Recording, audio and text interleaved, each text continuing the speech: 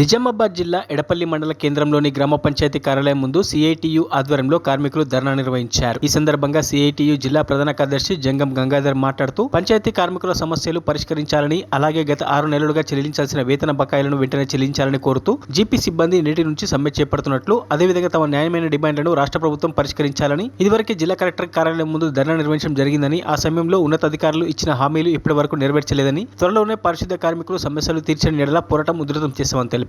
ఈ కార్యక్రమంలో సిఐటియు నాయకులు, గ్రామ పంచాయతీ కార్మికులు పాల్గొన్నారు.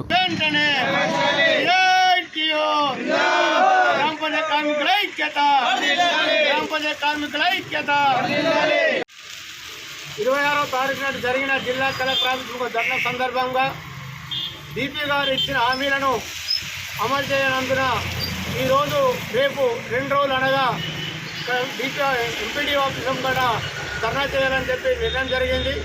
అయితే ఈరోజు రాష్ట్ర ప్రభుత్వము గ్రామ పంచాయతీలో పనిచేస్తున్న 60,000 మందికి వేతనాలు లేక బకాయితో కట్లాడుతున్నారు. పేరుకే 29 కోట్ల రూపాయలు రిలీజ్ చేసినామంటున్నారు, కానీ ఒక్క గ్రామ పంచాయతీ కార్మికుడికి 396 రూపాయలు మాత్రమే వస్తుంది.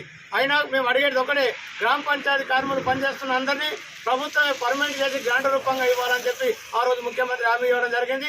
అదే హామీని అమలు చేయమంటున్నాం. అదేవిధంగా కారాబర్గ్ బిల్ కలెక్టర్లను సహాయ కార్యదర్శిగా నియమిస్తాము అని చెప్పిండు. అదేవిధంగా ఏదైతే చేసినావో మాట ఇచ్చినావో ఆ మాట ప్రకారం కార్యదర్శిగా నియమించమంటున్నాం.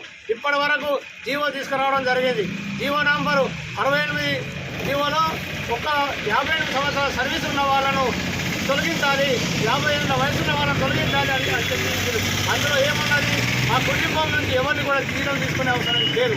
వాళ్ళ ప్లేస్లో కూడా కొత్త వారిని నియమించుకునేది లేదని తీసుకొచ్చింది. వెంటనే మేము అది సవరణ చేసి 58 సంవత్సరాల్లో రిటైర్మెంట్ బెనిఫిట్స్ కోసం గవర్నమెంట్లో ఏ విధంగా ఇస్తున్నారో మా గ్రామ పంచాయతీ కార్మికుడు కూడా గవర్నమెంట్లో ఒక భాగం కాబట్టి 2 లక్షల రూపాయలు రిటైర్మెంట్ బెనిఫిట్స్ ఇవ్వాలి, వాళ్ళ కుటుంబంలో ఉద్యోగం కల్పించాలని చెప్పి ప్రభుత్వానికి డిమాండ్ చేస్తున్నాం.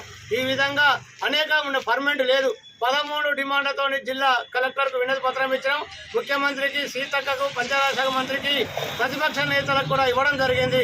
ఏదైనా ఈ ప్రభుత్వం 16వ తారీఖు వరకు పట్టించుకోకపోతే రాష్ట్రంలో ఉన్న 60,000 మందిని హైదరాబాద్ నడువొడ్డున ఉంటామని చెప్పి ప్రభుత్వానికి. మరిన్ని అప్డేట్స్ కోసం మా ఛానల్ని సబ్స్క్రైబ్ చేయండి.